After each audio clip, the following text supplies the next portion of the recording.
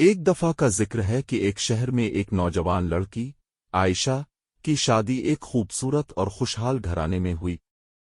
عائشہ اپنے والدین کی لاڈلی اور گھر کی بڑی بیٹی تھی، اس لیے اس کی ہر بات کو ہمیشہ اہمیت دی جاتی تھی۔ مگر جب وہ اپنے سسرال آئی تو اسے احساس ہوا کہ یہاں زندگی کچھ مختلف ہوگی۔ عائشہ کی ساس رضیہ بیگم ایک سخت مزاج عورت تھیں۔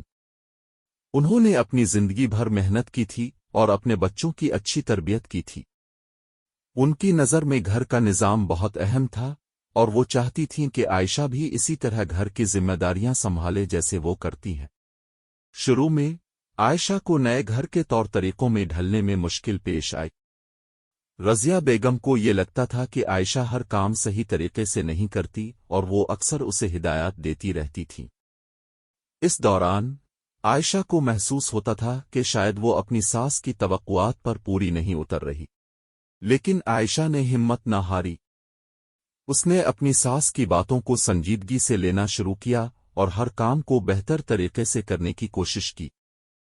اس کے دل میں اپنی ساس کے لیے احترام تھا اور وہ چاہتی تھی کہ ان کا رشتہ محبت اور عزت کا ہو۔ وقت کے ساتھ ساتھ رضیہ بیگم نے بھی دیکھا کہ عائشہ ایک سمجھدار اور ذمہ دار بہو ہے۔ عائشہ کی محنت اور خلوص نے رضیہ بیگم کے دل میں اس کے لیے جگہ بنا لی۔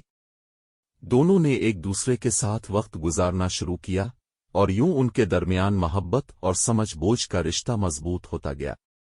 عائشہ اور رضیہ بیگم اب نہ صرف ساس اور بہو تھیں بلکہ ایک دوسرے کی بہترین دوست بھی بن گئیں۔ دونوں نے مل کر گھر کے کام سنبھالے اور ہر مشکل وقت میں ایک دوسرے کا ساتھ دیا۔